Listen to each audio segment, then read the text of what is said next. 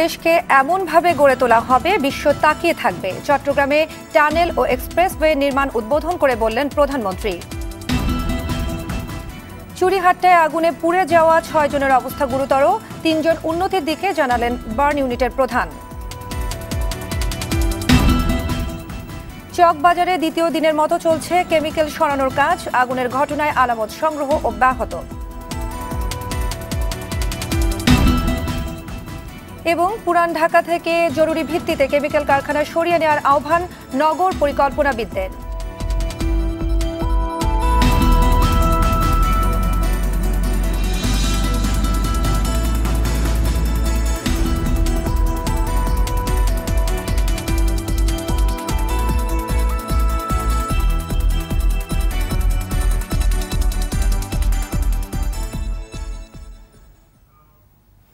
আসসালামু আলাইকুম, স্বাগত জানাচ্ছি আরটিভির দুপুরের সংবাদে।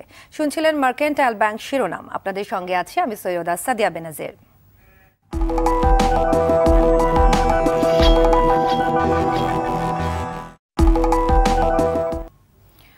উপমহাদেশের প্রথম কর্ণফুলী নদীর তলদেশে টানেল নির্মাণ কাজের উদ্বোধন করলেন প্রধানমন্ত্রী শেখ হাসিনা। সকালে চট্টগ্রাম নগরীর পতেঙ্গায় একই সঙ্গে উদ্বোধন করেন এলিভেটেড নির্মাণ কাজেরও।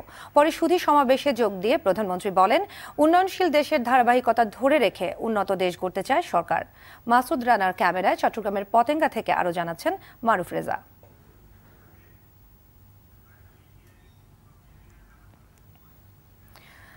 দর্শক, রিপোর্টটি প্রক্রিয়াধীন থাকায় চলে যাচ্ছে পরের সংবাদে।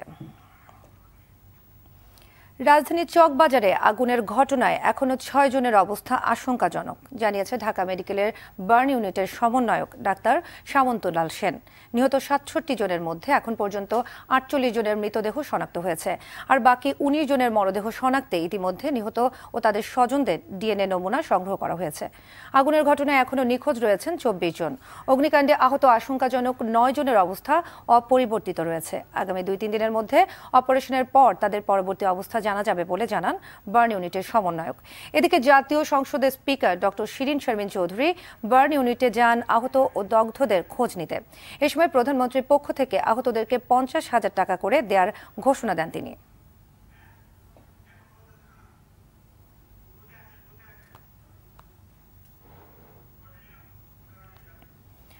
দর্শক, ঢাকা মেডিকেল কলেজে আছেন সহকর্মী জাহিদ রহমান, সেখান থেকে সরাসরি যুক্ত হচ্ছেন তিনি। জাহিদ,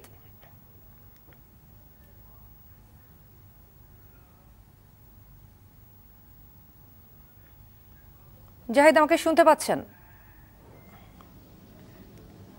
জি সাদিয়া। জাহিদ, চকবাজারে আগুনে পুড়ে যাওয়া আহতদের চিকিৎসায় কি ধরনের ব্যবস্থা নেওয়া হচ্ছে?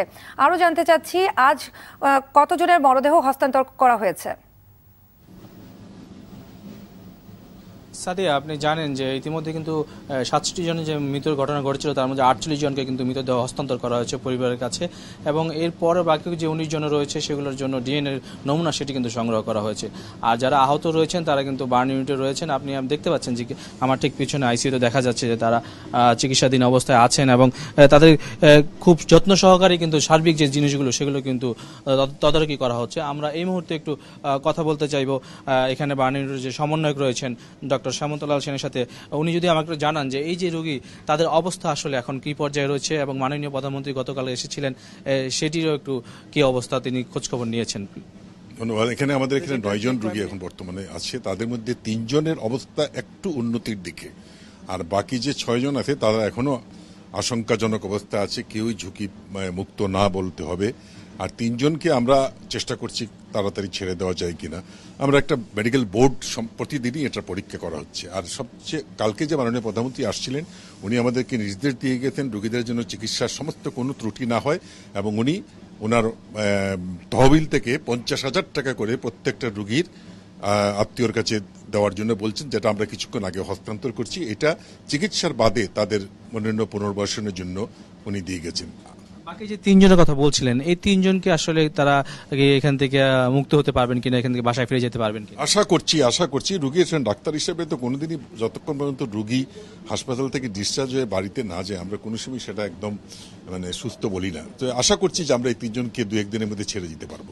ধন্যবাদ। আমরা শুনছিলাম আসলে উনি বলছিলেন যে এই যে চিকিৎসার জন্য যে রয়েছেন এখানে 9 জন এবং বাকি 2 জনও কিন্তু আছে ক্যাজুয়ালিটিতে, অর্থাৎ এই যে বাকি 3 জন যে কথা বললেন যে কিছুটা সুস্থ হয়েছেন, তাদেরকে তিনি 2-1 দিনের মধ্যে এখান থেকে ছেড়ে দেওয়ার কথা বলছেন হাসপাতাল থেকে। আর বাকি যে 6 জন রয়েছেন তাদেরকেও 2-1 দিনের মধ্যে হয়তো একটি অপারেশন রয়েছে এবং সেই ক্ষেত্রে তার পরবর্তী অবস্থায় বলা যাবে যে তাদের পরবর্তী অবস্থা কি হচ্ছে।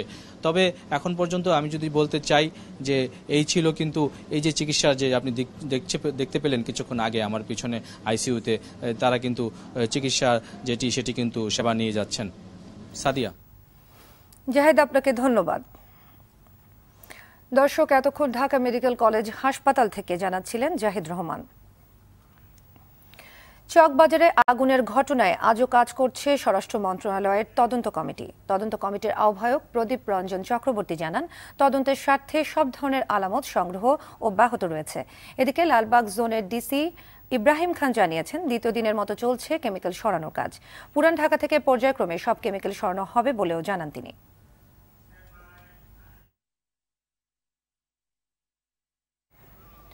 দর্শক, রাজধানীর চকবাজারে রয়েছেন সহকর্মী নাজিব ফরাইজি, সেখান থেকে সরাসরি যুক্ত হচ্ছেন তিনি।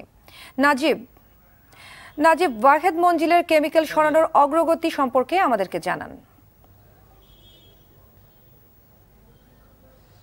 সাদিয়া, এই ওয়াহেদ ম্যানশনের নিচতলা অর্থাৎ আন্ডারগ্রাউন্ড, যেটা মাটির নিচে যে একটি তালা রয়েছে, সেখান থেকে এখানে যে কেমিক্যাল মজুদ করে রাখা হয়েছিল সেগুলো কিন্তু গতকালকে থেকে অপসারণ শুরু হয়েছে এবং অন্যত্র সরিয়ে নেওয়া হচ্ছে, সেটি আজও অব্যাহত রয়েছে এবং এখনও এখান থেকে ট্রাকে করে, কাভার্ড ভ্যানে করে এগুলো এখান থেকে সরিয়ে নেওয়া হচ্ছে। আমরা এখানে পুলিশের পক্ষ থেকে আমাদেরকে জানানো হয়েছে, সিটি কর্পোরেশনের এখানকার যে এই অঞ্চলের নির্বাহী কর্মকর্তা রয়েছেন, তিনি জানিয়েছেন যে এটি যারা এগুলোর মালিক তাদেরই কেরানীগঞ্জে আরেকটি কারখানা রয়েছে, সেখানে এগুলো সরিয়ে নেওয়া হচ্ছে। আর এখানে যে এই কারখানার বাইরে যে আরও আশপাশে যে কেমিক্যালের গোডাউন রয়েছে, সেগুলো কিন্তু পর্যায়ক্রমে ধারাবাহিকভাবে এখান থেকে সরিয়ে নেওয়া হবে। এই কেমিক্যাল থাকার কারণে এখানে যে ঝুঁকিপূর্ণ পুরনো ঢাকার এই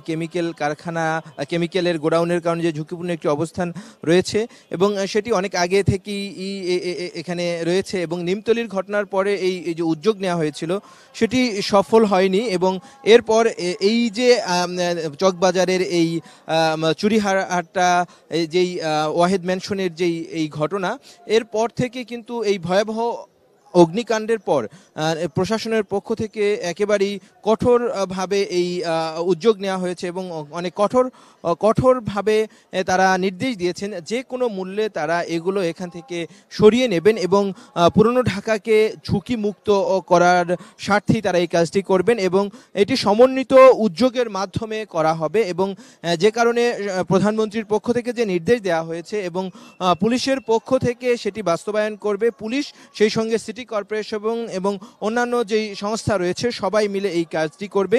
এবং আজকে এখানে যে সিটি কর্পোরেশনের এখানকার আঞ্চলিক নির্বাহী কর্মকর্তা ছিলেন, তিনি জানিয়েছেন যে এই কাজটি তারা প্রথমত এই ওয়াহেদ ম্যানশনের নিচতলায় যেই কেমিক্যাল রয়েছে সেগুলো অপসারণের পর তারা পর্যায়ক্রমে আশপাশের যে এলাকা রয়েছে সেগুলোতে তারা এগুলো সরিয়ে নেবেন। তবে আরেকটি বিষয় হচ্ছে, এখানে যে ব্যবসায়ীরা রয়েছেন তারা কিন্তু এটিতে একমত নন, তারা কিন্তু এই যে কারখানা এবং গোডাউন সরিয়ে নেওয়ার বিষয়টি তারা মানতে রাজি নন।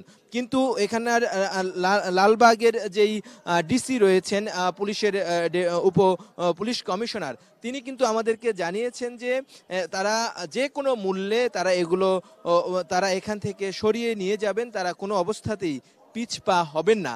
আর আজকে আপনি যেমনটি নিউজে জানিয়েছিলেন যে এখানে স্বরাষ্ট্র মন্ত্রণালয় থেকে 5 সদস্যের যে একটি কমিটি করা হয়েছে ঘটনা তদন্তের জন্য, সেটি কিন্তু সেই তদন্ত কমিটির প্রধান স্বরাষ্ট্র মন্ত্রণালয়ের অতিরিক্ত সচিব তিনি কিন্তু এই ঘটনাস্থল পরিদর্শন করেছেন এবং পরিদর্শন করে তিনি আলামত সংগ্রহ করছেন এবং আলামত সংগ্রহ তিনি সব আগুনের সূত্রপাত কোত্থেকে এবং আগুন কিভাবে ছড়িয়ে পড়লো এবং এর জন্য কারা দায়ী সব বিষয়গুলোই কিন্তু এই তদন্তে তিনি তুলে আনবেন এবং তিনি জানিয়েছেন যে তাদেরকে যে সময় দেওয়া হয়েছে তারা সেই সময়ের মধ্যেই তারা এই কাজটি সম্পন্ন করবেন এবং এটির জন্য তারা ৩০ জনের মতো প্রত্যক্ষদর্শীর তারা ৩০ জনের মতো প্রত্যক্ষদর্শীর তারা ইতিমধ্যেই সাক্ষ্য নিয়েছেন। তো তারা তদন্ত প্রতিবেদন দেওয়ার পরই আসলে জানা যাবে যে অগ্নিকাণ্ডের সূত্রপাত কোত্থেকে হয়েছে এবং সেটি নিশ্চিত হওয়া যাবে।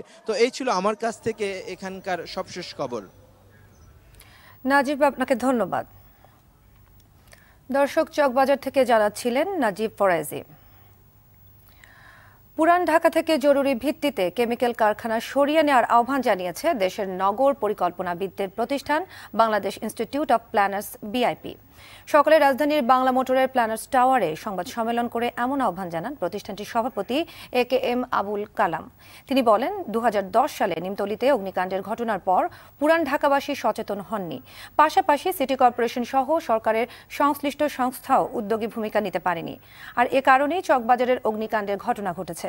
পুরান ঢাকার ঐতিহ্য ও সংস্কৃতি ধরে রেখেই ওই এলাকা সংস্কারে 15 দফা সুপারিশও তুলে ধরে বিআইপি। ফায়ার সার্ভিস যেতে পারবে না কোনো ক্রমেই, সেই জায়গাগুলোতে প্রায়োরিটি দিয়ে জরুরি মনে করে সেই জায়গাগুলো থেকে এই ধরনের ব্যবসাকে সরাতে হবে। চকবাজারে আগুন থেকে সৃষ্ট ভয়াবহ ট্র্যাজেডির পেছনে ধনীদের লোভকেই প্রধান কারণ হিসেবে শনাক্ত করেছে যুক্তরাষ্ট্রের শীর্ষ সংবাদপত্র নিউ ইয়র্ক টাইমস। এক অনুসন্ধানী প্রতিবেদনে সংবাদপত্রটি বলছে, দারিদ্র আর ঘনবসতি নয়, পুরান ঢাকার আবাসিক ভবনে মজুত করে রাখা অনুমোদনবিহীন রাসায়নিক ও দাহ্য পদার্থই এই বিপুল পরিমাণ প্রাণহানির জন্য দায়ী। মুনাফার স্বার্থে ধনী ব্যবসায়ীরা কখনো ঘুষ দিয়ে, কখনো আবার গোপনে আইন ভঙ্গ করে প্লাস্টিক তৈরিতে ব্যবহৃত রাসায়নিকের মতো দ্রব্য আবাসিক ভবনে রেখে দেয়। অনুসন্ধানে বলা হয়েছে, চকবাজারের বাসিন্দারা ধনীদের ওই লোভের আগুনেই পুড়ে মরেছেন। প্রতিবেদনে নিমতলীর ঘটনা উল্লেখ করে বলা হয়েছে, ওই ঘটনার পর সরকারি কর্মকর্তারা বিল্ডিং কোড মেনে চলার বিষয়ে শক্ত অবস্থান নেয়ার অঙ্গীকার করলেও তা বাস্তবায়িত হয়নি।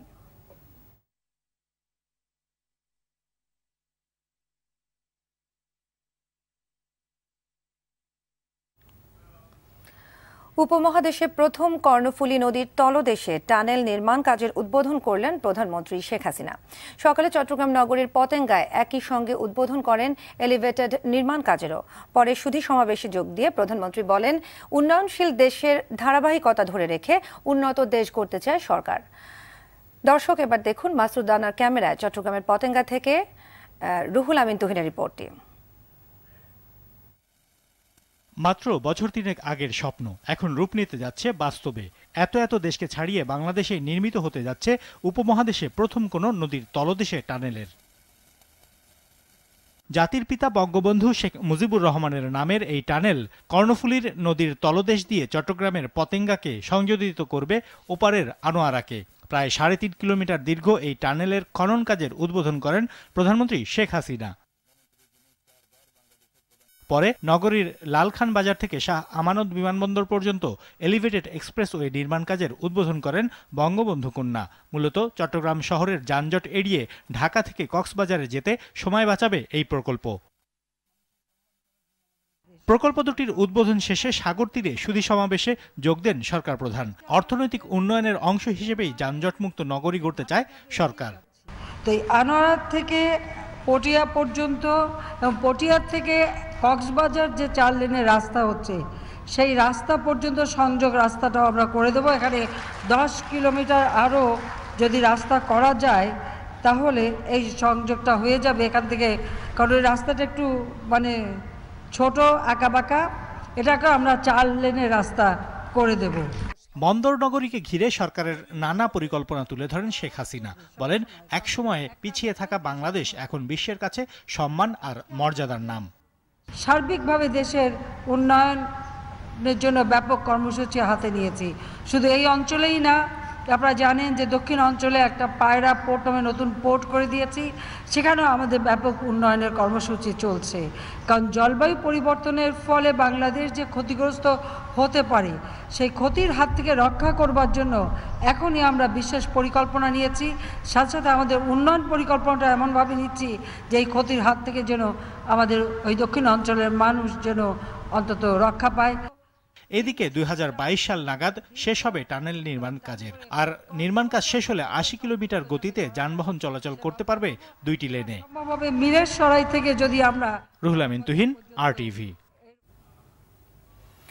চকবাজারের অগ্নিকাণ্ডের ঘটনাস্থল থেকে পুরনো কারাগার খুব কাছে হওয়ায় বিএনপি চেয়ারপারসন বেগম খালেদা জিয়ার জীবনের আশঙ্কা রয়েছে বলে মন্তব্য করলেন বিএনপির সিনিয়র যুগ্ম মহাসচিব রুহুল কবির রিজভী। সকালে নয়াপল্টনে দলীয় কার্যালয়ে তিনি কথা বলেন। এ সময় রিজভী অভিযোগ করেন, সরকারের অবহেলার কারণেই এ ধরনের দুর্ঘটনা বারবার হচ্ছে। দোষীদের বিরুদ্ধে কোনো কার্যকর ব্যবস্থা সরকার নিচ্ছে না বলেও মন্তব্য করেন রিজভী। ঘটনার দায় যেহেতু স্বীকার করেছেন, এখন পদত্যাগ করুন। এখনো ভালোই পদত্যাগ করলে সরকারের জনগণের যে তীব্র ঘৃণা, সেটা থেকে হয়তো কিছুটা রেহাই পেতে পারেন, কিন্তু আর দেরি হলে সেই রেহাই পাবেন না। জুলুম বন্ধ করুন, অবিলম্বে দেশনেত্রী বেগম খালেদা জিয়ার নিঃশর্ত মুক্তি নিশ্চিত করুন। দুপুরের সংবাদ শেষ করার আগে মার্কেন্টাইল ব্যাংক শিরোনামগুলো আরও একবার।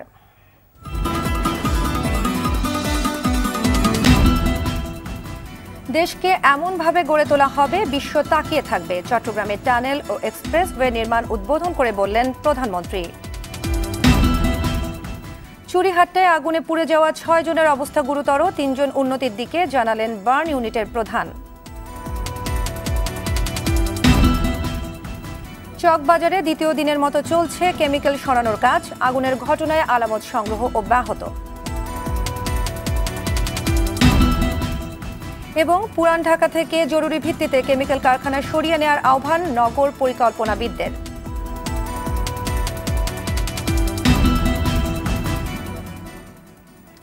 দুপুরের সংবাদ এ পর্যন্তই। RTVর সবশেষ সংবাদ জানতে যে কোনো মোবাইল ফোন থেকে 24141 নম্বরে ডায়াল করুন। আর মোবাইল ফোনে সংবাদ দেখতে অ্যাপ স্টোর, গুগল প্লে বা উইন্ডোজ স্টোর থেকে ডাউনলোড করুন RTV অ্যাপস। এছাড়াও তাৎক্ষণিক ও বিনোদন সংবাদ জানতে বিশ্বের যে কোনো প্রান্ত থেকে ভিজিট করুন facebook.com/RTV online এবং youtube.com/RTV digital। ধন্যবাদ সবাইকে।